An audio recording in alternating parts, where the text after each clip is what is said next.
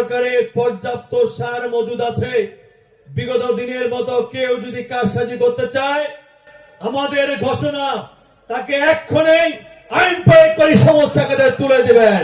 এই যে 12ই ফেব্রুয়ারি নির্বাচন হয়, সেই নির্বাচনের সময় মই কিন্তু প্রতিটা ইউনিয়নের প্রতিটা ওয়ার্ডে উঠান বৈঠক করেছি, খলি বৈঠক করেছি। সেইখানে কিন্তু আমি এই কৃষকদেরকে কৃষক কার্ড এবং আমাদের মা বোনদেরকে ফ্যামিলি কার্ড এবং এই কৃষি ঋণ শোধের কথা বলেছিলাম। আমাদের 12ই ফেব্রুয়ারি নির্বাচনে আমরা জয়যুক্ত হয়েছি। 17ই ফেব্রুয়ারি আমরা শপথ গ্রহণ করেছি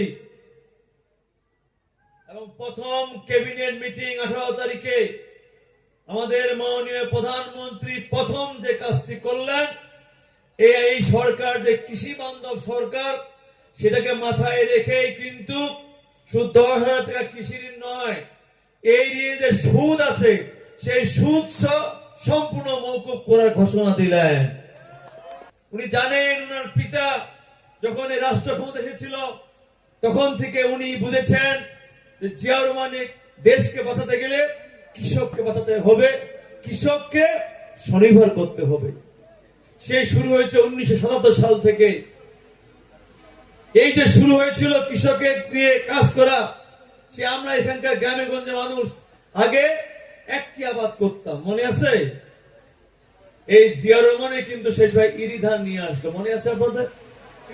সেই ইরি ধান কিন্তু আমাদের প্রধান ফসল হয়ে দাঁড়িয়েছে। সেখান থেকে জিয়াউর রহমানের পথ ধরে খালেদা জিয়া সরকার গঠন করলো, করে কিন্তু 91 সালে কি করলো, 5,000 টাকা কৃষি ঋণ শেষে মওকুফ করলো। এই ধারাবাহিকতা আসতে চলছে, কিন্তু বিগত দিনে সরকারগুলো কৃষকের কথা চিন্তা করে নাই, ব্যক্তি স্বার্থের কথা চিন্তা করেছেন এবং নিজের দলের স্বার্থের কথা চিন্তা করেছেন। সেই চিন্তা থেকে আজকে আমাদের কৃষকরা লোন নিয়েছেন, ঋণ নিয়েছেন। সেই ঋণের বোঝা নিয়ে এই যে এখানে বক্তব্য দিল তহিদুল, তার হৃদয়ে নোংরানোর কথাগুলো আমরা শুনলাম, জানলাম। এইরকম হাজার হাজার তহিদুল এখানে আছেন তাদের হৃদয় নোংরানোর কথা বলার জন্য।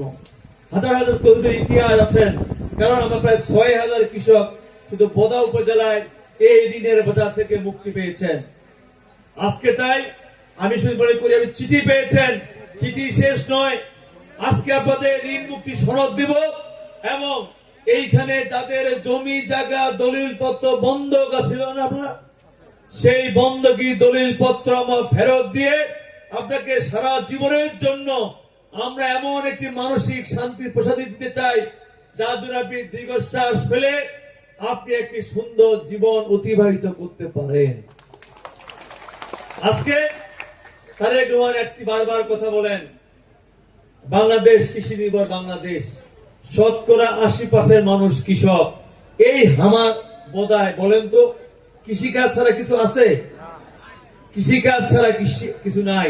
এই কৃষক যদি কৃষিকাজ করবে না ভাই ঠিক মতো, তাহলে কিন্তু আমাদের সব শেষ।